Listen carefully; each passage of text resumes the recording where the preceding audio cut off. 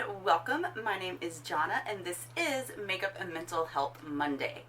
Every Monday I sit down and talk about a different aspect of mental health while I do my makeup. So this week we're going to be talking about boundaries. What are they? What do they look like? How do we start to set boundaries? When and where do we do that? And what can we expect when we actually start to create and enforce those boundaries with others? Like, how can we expect them to respond? Because I feel that that is something that no one really talks about, but it's important for people to take into consideration when they do start to flex that boundary muscle. So we're going to be covering that too. And I've been trying to keep these videos to a minimum, but we've got a lot to talk about today. So grab yourself a beverage, get a snack, get cozy, and get ready, because that's what we're going to be talking about today, and there is a lot to it. The conversation continues in the comments, so please do share anything that may come up for you, any questions that you may have, because if you have a question, then chances are that others do too. If you want to talk privately, feel free to send me a message, and I'm happy to talk and discuss ways that I can support you, or some other resources that might be available if you need any assistance when it comes to setting boundaries. The products I'm going to use are going to be linked below, not linked below, listed below in the description. We're going for like a grungy, like 90s look today. Like, it's fall, and yeah, I'm feeling it. So that's what we're going for today. I'm going to be focusing more on the content, like I said, or like I've said in the past. I do have some notes here because I want to make sure that I get all of this in. But yeah, without further ado, let's go ahead and talk boundaries. Okay, so boundaries. First of all, let's talk about what are boundaries. So boundaries are a clear and definitive place where your responsibility ends and someone else's responsibility begins. A boundary stops you from doing what the other person should be doing for themselves. They also prevent someone from rescuing someone else from their experience. And what I mean by that is, a lot of times when we don't enforce our boundaries and saying like, hey, no, like, I'm not going to do that, then we are doing the work for someone, and they could actually need to do that work on their own, because that's like their lesson to learn. So in that sense, we're doing them a disservice in terms of their development. So yeah. And a boundary also, like a way that I like to think of it in terms of like a metaphor, if you will, is like a moat or an invisible fence.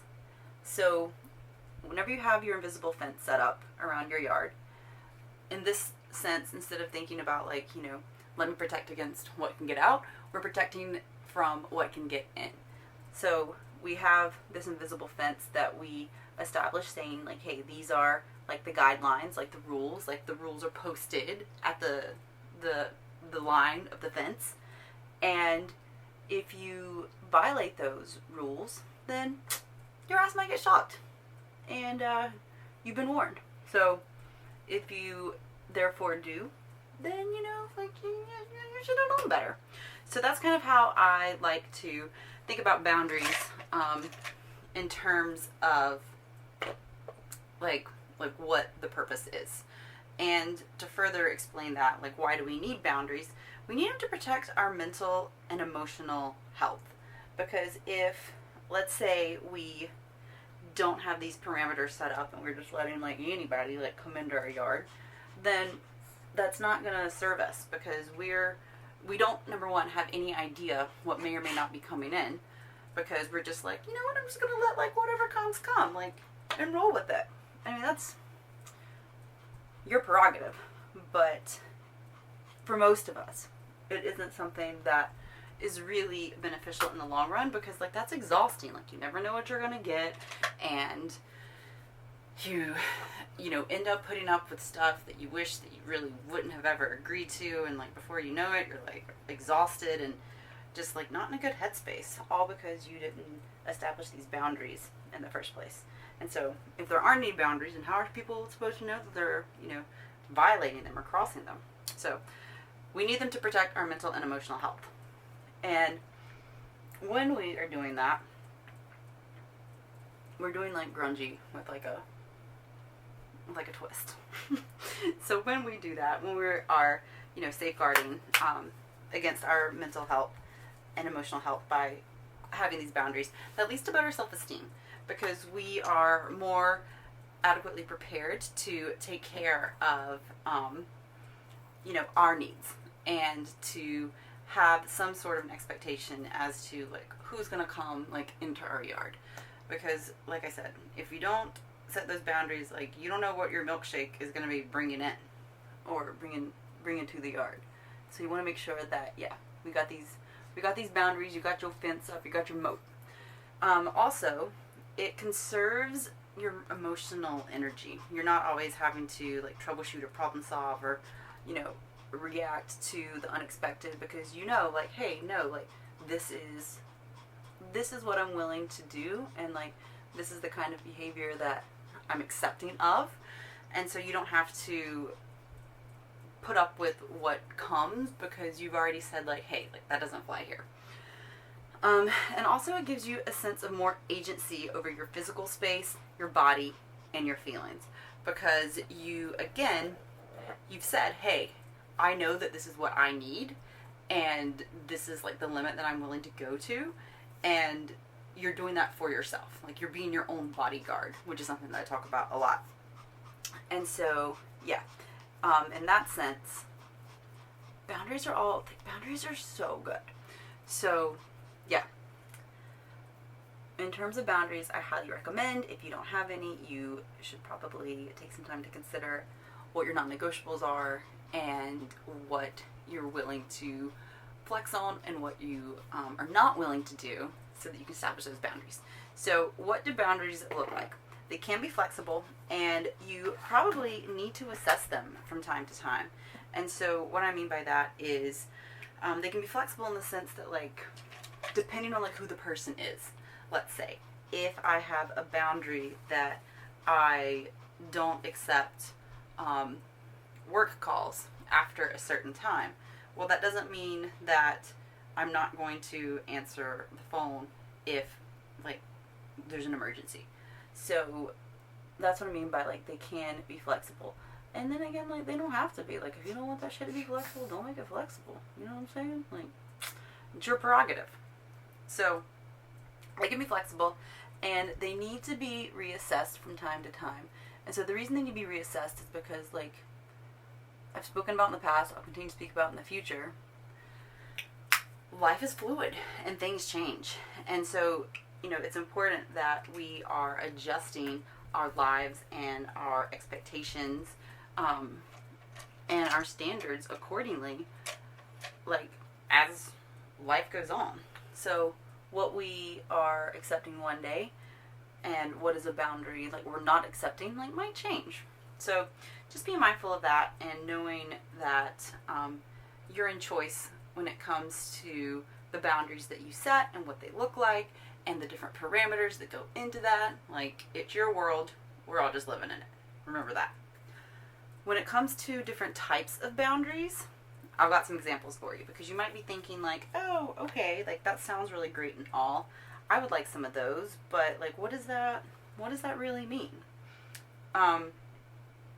When it comes to that, the different types of boundaries, there's personal space boundaries, meaning, hey, like this is my stuff, don't touch it kind of thing.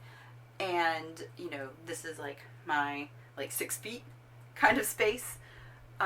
There are boundaries around sexuality, what you will and like won't talk about, or what you're comfortable talking about, what not comfortable talking about, what you're comfortable doing and not doing. There are boundaries around like emotions and thoughts. Same thing, what you're willing to share and express and what you're not. Stuff or possessions, things that also you're willing to share, that you're willing to like let people like know about and see. Like sometimes like you might have this special collection that you don't want anyone to know about, and that's fine. Like that's yours. Your culture, your religion, your ethics, like those are all things, your values. So like core beliefs and like personal beliefs and things like that. So these are all different like types of boundaries that we can have. And like it can really be anything, like anything that you aren't comfortable talking about, or like the limit that you're not willing to go, and then you need to put up your invisible fence around that in order to protect yourself and your mental health and improve your self-esteem and your feelings of agency and all the good stuff that we talked about, like the reasons why you would set a boundary. So with that being said, now that we know like what they are and why they're important and some of the different types, then how do we do it? How do we set boundaries? And so the first thing that we do whenever we're going to set a boundary is we define it. So in order to define that boundary, you want to ask, what are your rights? Like, what do you have a right to? And like take that into consideration. And first and foremost, you have a right to say no without feeling guilty. No is a full sentence. It is a complete sentence. And you don't have to explain yourself to anyone, regardless of, what you might think or how you might feel. Regardless of whether or not the other person like wants an example or an explanation. Like, you don't owe it to them. Aside from that, you have a right, say it with me. I have a right to say no without feeling guilty. Say it. I have a right to say no without feeling guilty. One more time. I have a right to say no without feeling guilty. All right. So next thing that you have a right to. I have a right to be treated with respect. And we all do. So make sure that you keep that in mind, like as you're setting these boundaries and you are thinking about like how you're being treated. Like if you're being disrespected, I mean, sometimes it's just worth reminding yourself, hey, I have a right to be treated with respect just as much as anyone else does. So next one, I have a right to make my needs as important as others. Another good one. I have a right to be accepting of my mistakes and failures. And that is something, I mean, God, I think it's also important.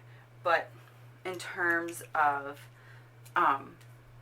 allowing yourself grace, like a lot of times we are really hard on ourselves when it comes to making mistakes and things like that. Like if you set a boundary, but then like you feel some type of way about it because you're like, oh, well, I should do this, or you don't want to set a boundary. So like if, let's say you just started a new job and someone's asking you to work late and you have said, I can't on Saturday, I can't work past like 5 p.m. on Fridays. I started to say Saturdays. Let's say I can't work past 5 p.m. on Fridays, but the boss is like, oh, well, this needs to get done.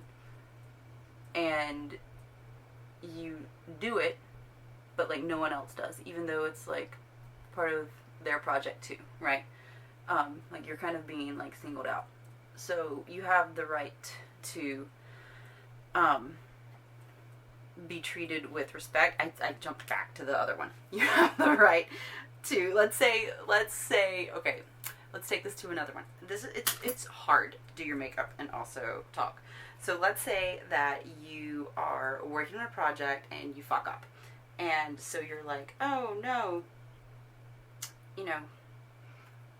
I should work overtime to like compensate. No, not necessarily. If it's your fault, then okay, but like, did you know? Did you intentionally fuck up? Probably not. So then in that case, like, allow yourself some grace. Allow yourself some grace in whatever the situation was, and know that you'll take this experience and that you'll do better next time. And yeah, I think that is something that is also important to note, because a lot of times we don't allow ourselves that grace. So that was the fourth right.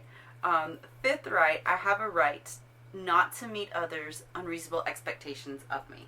And so this is something that I feel is big with families where our parents might have expectations for us, our significant others, like whatever the case may be. If that's not your expectation, and if it's unreasonable, and it's just like something that you're like, that's not what I want to do, then you have the right to not try to like meet that, because not your expectation, you know?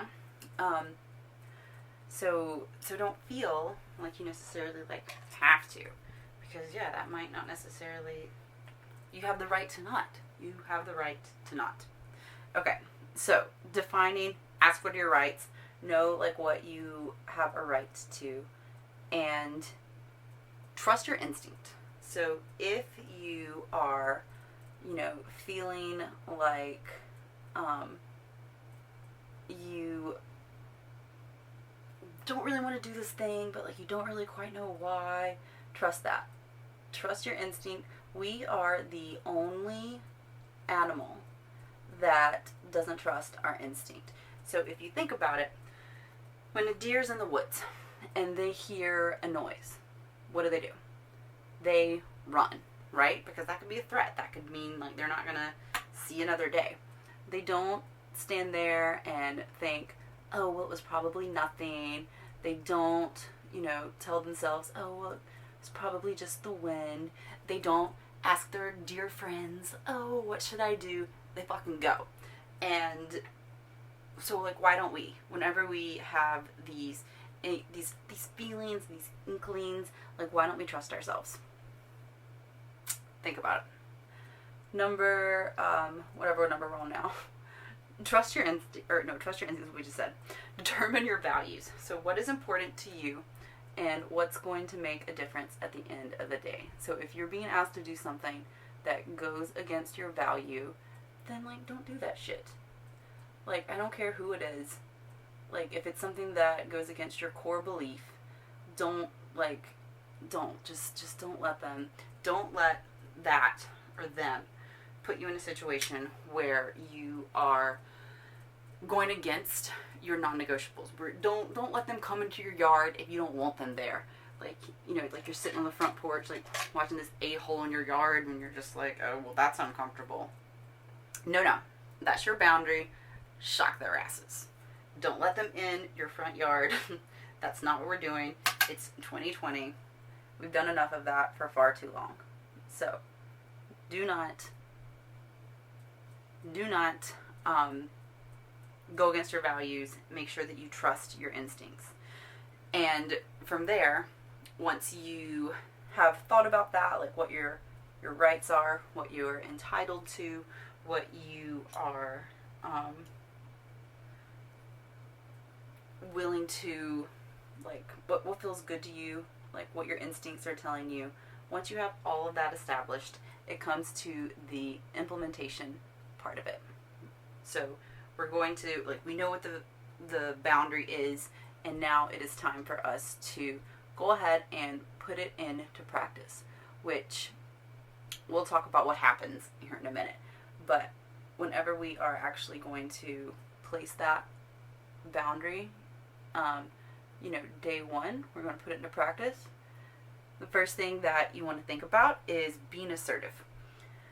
So it's not like, hey, I've been thinking, this might like be good for me, and I mean, do what feels true to you. But if you doubt what you're saying, chances are people are going to pick up on that, and they are going to also doubt what you're saying. So make sure that you're assertive in the sense that you are telling them, hey, I've been thinking about it. This is, how I feel when X happens. If you want to share that, you don't have to. But, stating, hey, I've been thinking about it, and this is what's true for me. So X is no longer going to work. Z is what I want to try moving forward and see how that works for me. Or Z is what I want to move forward with in the future. Period. And the reason you want to do that, like I said, is because if you are doubting yourself, chances are the other person will too. And so you want to make sure that you are, being as assertive as possible in those terms. another thing when it comes to implementation, and I spoke about this a little bit earlier, learn to say no. No is a complete sentence. That's what I said earlier. And you don't have to explain yourself.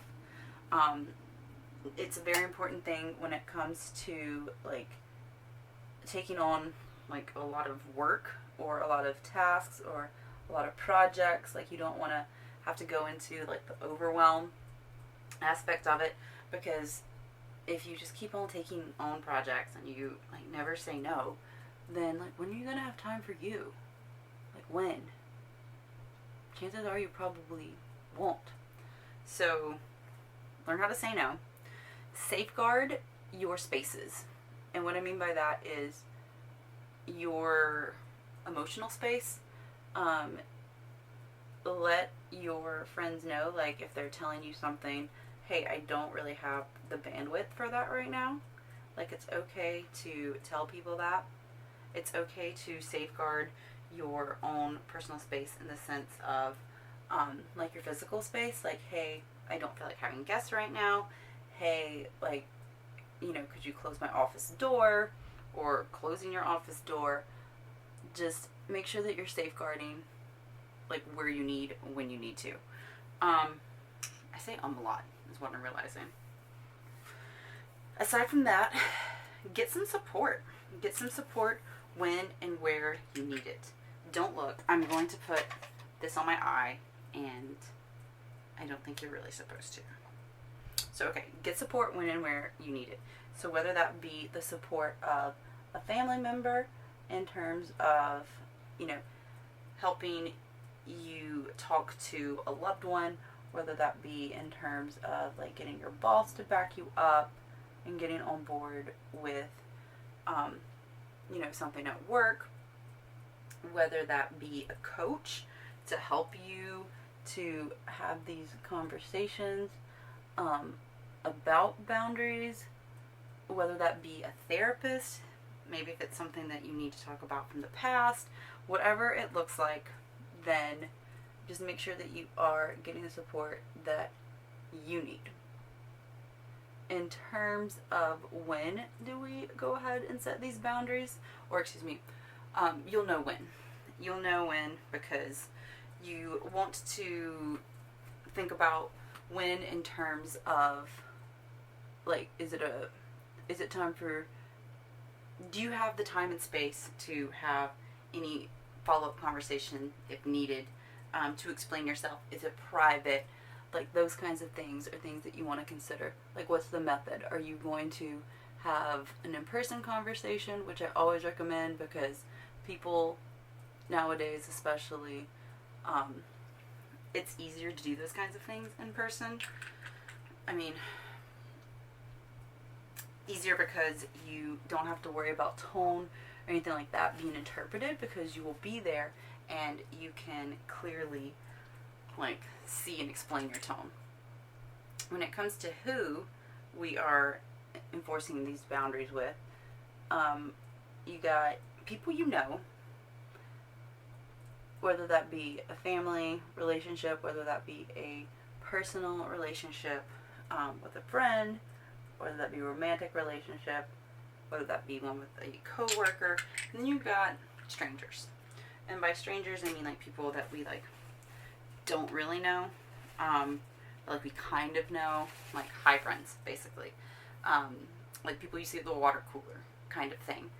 So when it comes to enforcing boundaries with friends or loved ones, that can be a bit trickier, just because there's more emotional investment a lot of times.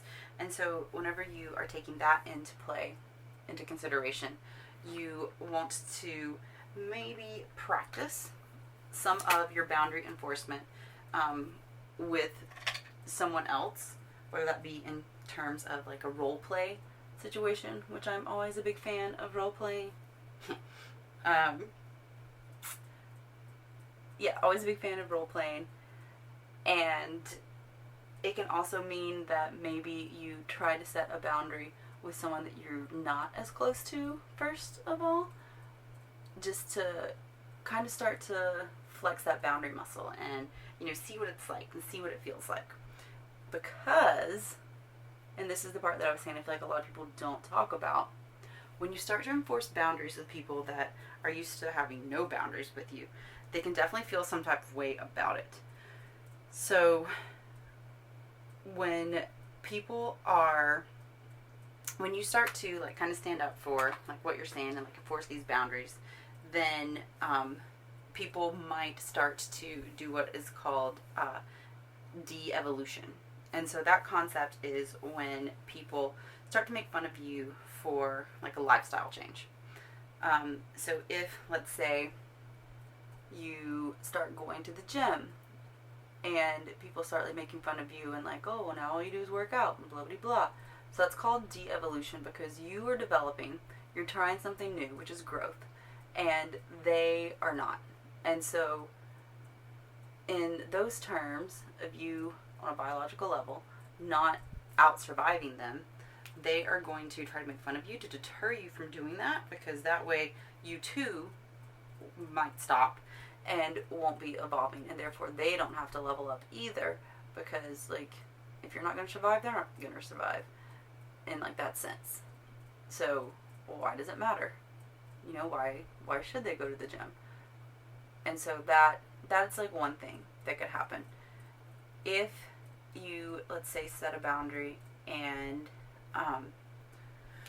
someone starts to give you like pushback in the sense that they like just don't respect it or don't like it, that's something else that can happen a lot of times, especially with like family or friends. If you are in a situation where a person has been very toxic, very draining, let's say that they are always talking about like negative things and it's really bringing you down, and so the boundary that you set is, hey, you know, I'm not comfortable talking about that, then they could feel some type of way about it. You know, they could take it as like a personal attack. Well, this person doesn't care about me anymore. They can, you know, just feel like resentful because you're like, oh, well, your life's so perfect. Like, of course, you don't have anything to complain about. You know, it can get really ugly and really nasty in that sense. And when that happens, like, it's just something that I think that you should be prepared for. Another example is, let me see, when people from afar, whenever they take offense to you like setting a boundary, it's kind of like, okay, like you don't necessarily care as much because you don't have as much invested in them, but they could still like act snotty towards you, for lack of a better word. I don't know if snotty, but you get what I'm saying. They could act some type of way about it.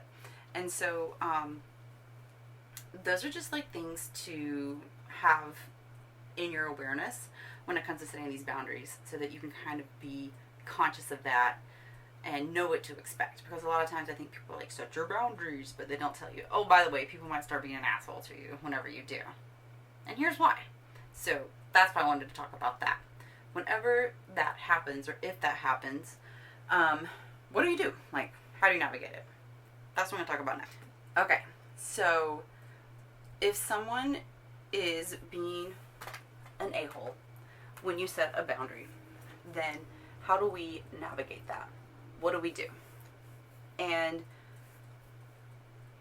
okay, so 4 things. Number 1, okay, so 4 things. Okay, so 4 things. Number 1, understand that your needs are important. So when it comes to setting these boundaries, making sure that you know that, hey, like what I need is just as important as what everyone else needs. So if you tell someone that you can't do something, but they still try to force it on you, just remember your needs are important too.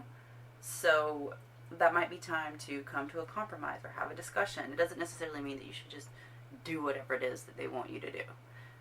In terms of making sure that you stand your ground, make sure that you are firm and kind and that you communicate. It's not something that you're just like, oh, well, it is that way. Like, that's new. This is what I'm doing now. So, like, screw you.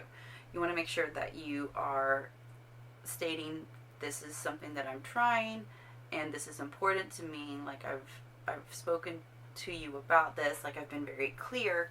Like, make sure that you are addressing all of your needs in those terms. You also want to potentially, save yourself some mental and emotional energy exertion. Limit your interactions. Like, once you have said your piece and stated your boundary, then limit the number of future interactions that you have with that person until it kind of like settles, like until it kind of simmers. You want to let it simmer a little bit so that they kind of don't have like such, until they understand their feelings. If they do respond in a way that is aggressive or angry or feeling some type of way, passive aggressive, whatever it is. And as much as it might suck, sometimes the best thing that you can do is walk away. That, hopefully won't have to be the case. Sometimes it might and likely will be. But just because you walk away today doesn't mean that you can't walk back tomorrow. It's just what you are doing right now because it's what's needed in order for you to live your best life and to be your best self. And, maybe for the other person too. Like, a lot of times people stay in these relationships and these experiences because it's what they know, it's what we are familiar with, and so it's what we put up with. But, sometimes a little time away does everybody good. So it doesn't mean, like you're never going to talk to this person again. It just means that maybe if you talk every day, like we're limiting that to like every other day, or, we're not talking as frequently, or whatever the case may be. And it's always important too that you remind yourself that you are in charge. I said at the beginning, I'll say it again, it's your world. And we're all just living in it. So whatever it is that you want to do, like, you are in charge of deciding who gets to come into your yard, who gets to cross over your invisible fence. If that means that you want to turn the electricity off, then you are totally entitled to that.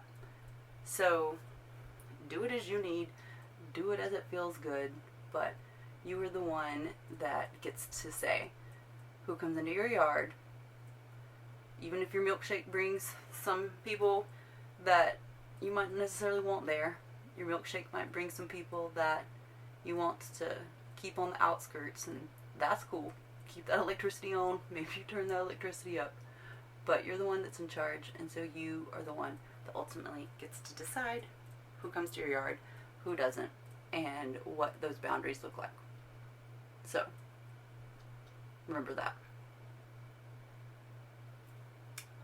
With that being said, I'm going to do some lipstick, and I'm going to come back for homework and final thoughts. Your challenge, if you so choose to accept it, or your homework, if you will, is to go ahead and consider where in your life you might need a boundary and to create that boundary. Whether or not you implement it, that's another story. Maybe for another day. We talked about, some of the ways to go about that. However, that's my little dog. However, today or for the next week or so, your homework, or like my wish for you, if you are brand new to setting boundaries or to even kind of getting a feel for what they are, it's simply to become aware. I don't know why I spaced that word out. Simply to become aware of where in your life you might need a boundary and what that boundary looks like. So think back to those different types of boundaries: personal space, sexuality, ethics, religion, time and energy, possessions, emotions, those kinds of, like, the different types, those kinds of things. And think about where in your life you might need to enforce or create a boundary, where you need to set up that invisible fence that's not really a parameter, but where you might need to set up that invisible fence in your life. And what does that look like? So a little script when it comes to a boundary, if you were going to create that for yourself, whether or not you tell that to the other person that you want to set this boundary with, just something to you for you to kind of marinate with, is I feel blank. So whatever emotion you feel when this boundary is crossed or whenever this situation happens, explain the situation. I feel blank when blank. If you feel so inclined, explain the why. And then state your need. So what you are needing from the situation moving forward. So an example, let's say, would be, I'm literally pulling this like right out of the air. I feel angry when we have plans and then we don't make it there on time because of previous commitments, or like you forgot, like whatever the case may be. So not blaming them, but just explaining, I feel angry or I feel devalued, not important. I don't feel important. Let's go with that one. Wow, we're really in this together. I feel, and it might feel like that. So I'm like leaving all this in here because this is kind of how like you talk it out, whether that be with yourself, a camera, with a friend, whatever. So I feel undervalued when we don't make it to commitments on time, because I feel that is a way of not showing me that you care. What I need is for you to promise me, or what I need is for a commitment that you will do your best to try to make it there on time. The end. And so that would be one example. Another example could, in a work environment, let's say, I feel it's unfair when my coworker, whatever, receives praise for the same things that I do, when that's just part of our job. What I need is fair treatment for everyone in this role, whatever the case may be. So yeah, just kind of playing with that script as a way. It doesn't have to be that script, but the intention of the script is for you to get really clear on how you're feeling and why and when, and from there to express your ask, like to state your need, what you hope to get out of this, what would make it better. And whatever words or verbiage or script you need to use to get that point across and to like check those boxes, so be it. You don't necessarily have to check those boxes, but that's just like one way of really kind of covering all the bases in terms of boundary setting, just because awareness is the first step. And so whether or not we go into implementing, navigating what may or may not happen once we implement those steps, that's, another part of it. Like boundary settings like a pretty encompassing, that's my little dog again, a pretty all-encompassing situation, an act, kind of like a scientific method, if you will. So those are my suggestions. Those are my thoughts. I hope that made sense. I know I was trying to do my makeup and talk to you. I kept the camera on the whole time, so you got to see everything minus the lips. So I hope that was enjoyable for you as well. I hope it made sense. Thank you for sticking in with me. I know that this was kind of a longer one, and I hope that it was worth it. I hope you enjoyed it. That's all I have to say. Next week, we're going to be talking about ways to protect yourself, self-soothe, and heal, which is a great topic to be coming up on the heels of setting boundaries, especially if we get some pushback on those boundaries. It's important to know how to take care of yourself and to safeguard yourself and be your own bodyguard. So we'll talk more about that next week. Aside from that, if you have any questions, comments, or concerns, do put them below. And you know where to find me throughout the week. I'll be on the Instagrams, it's where I'm most active. And until next time, I hope you have a fabulous week, a fabulous day. Stay safe, and may you have a day that you deserve. Bye.